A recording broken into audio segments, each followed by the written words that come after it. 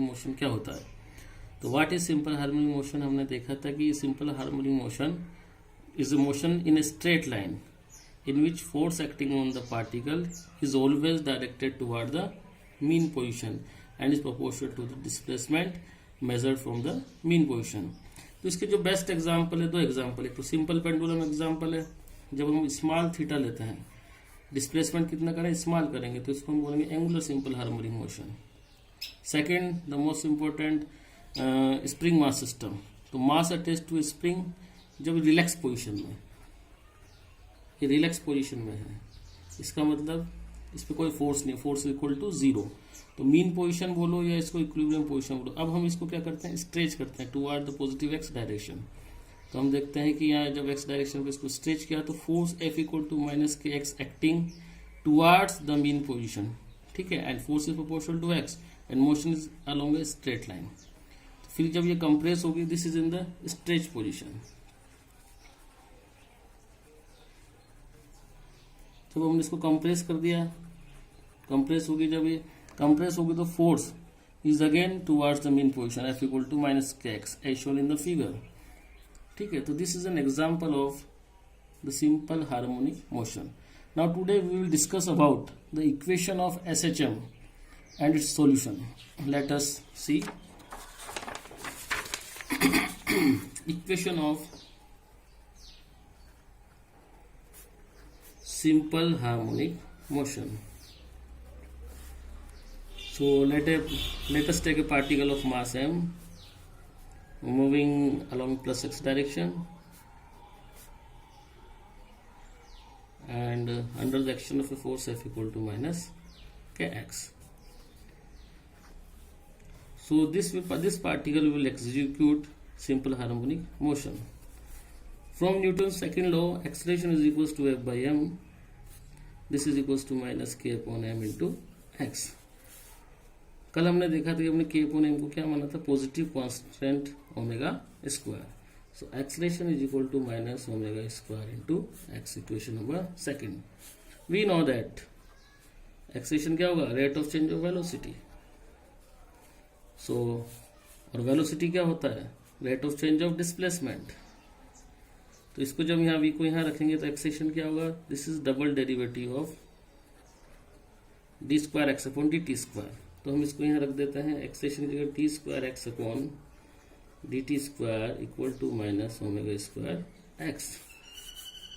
So d square x upon d t square plus omega square x equal to zero, equation number 3। So this is a differential equation. ये कैसी equation है, differential, maths में पढ़ी होगी। So this is a differential equation. अब इसके solution करने का हमारे शायद सिलेबस में नहीं, तो हम इसके सॉल्यूशन निकालने हैं हमको। सॉल्यूशन में क्या करना है, एक्स के बीच में और टी के बीच में रिलेशन निकालना है। तो इसको कैसे निकालेंगे वो हम देखते हैं। This equation is called as equation of simple harmonic motion. This equation 3 is called as equation of simple harmonic motion. Now we have to find the solution of this equation. So let us take some initial conditions.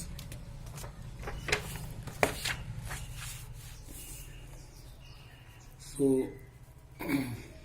to determine displacement velocity, so let us go to determine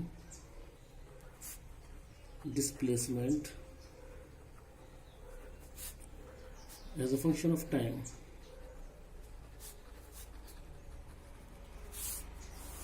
ठीक है, तो अब हम क्या निकालना है, x and T के बीच में रिलेशन निकालना है। For this we have take some initial condition, let a particle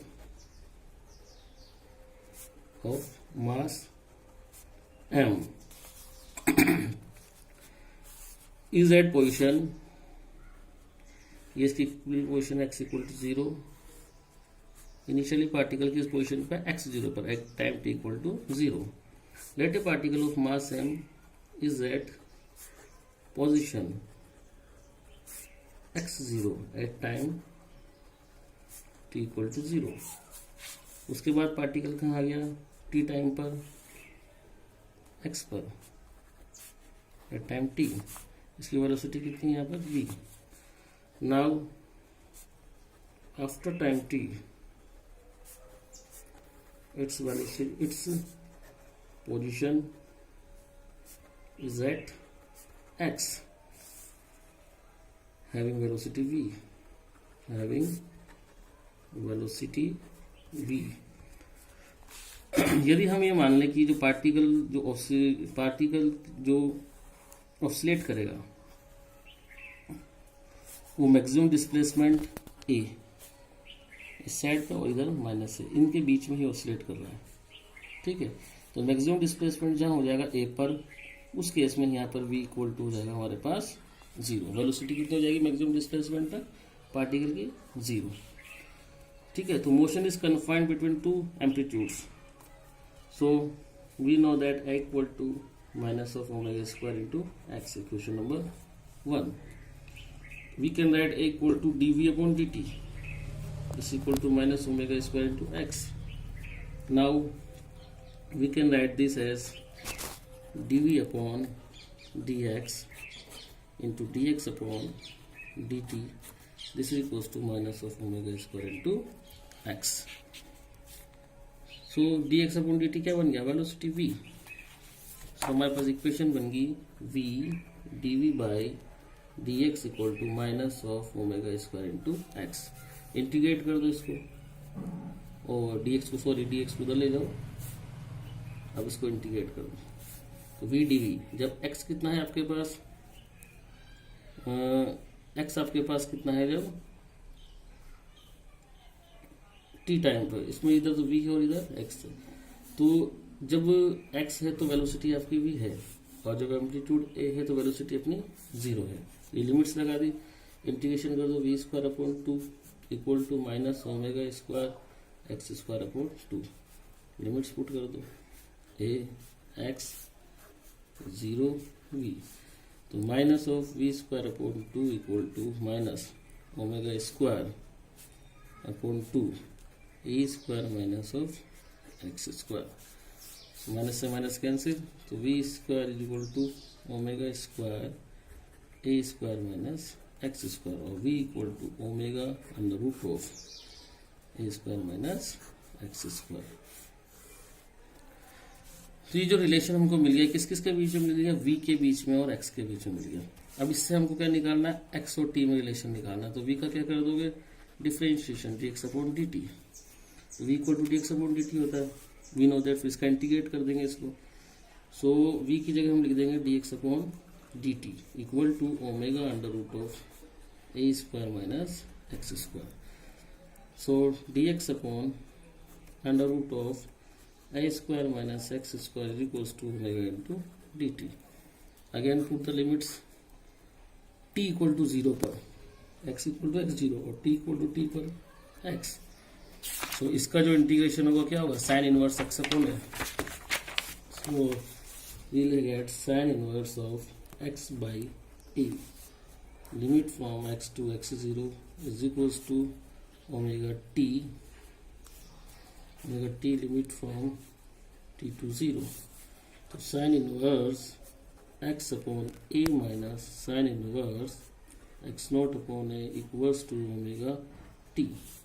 तो sin inverse x by a equals to omega t plus sin inverse x naught by a।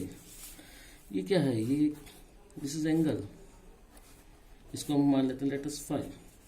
So sin inverse x upon a equal to omega of t plus 5, तो x by a equal to sin of omega t plus 5, so x equal to a sin omega t plus 5। तो ये हमारे पास equation आ गई, x और t के बीच में relation आ गया। तो this is solution of equation of simple harmonic motion. और ये क्या है यहाँ पर? x इज डिस्प्लेसमेंट, पार्टिकल का विस्थापन है, डिस्प्लेसमेंट ऑफ पार्टिकल। ओमेगा यहाँ पर एंगुलर वेलोसिटी एम्पलीट्यूड है, ठीक है। बाकी नेक्स्ट क्लास पढ़ेंगे। थैंक्स।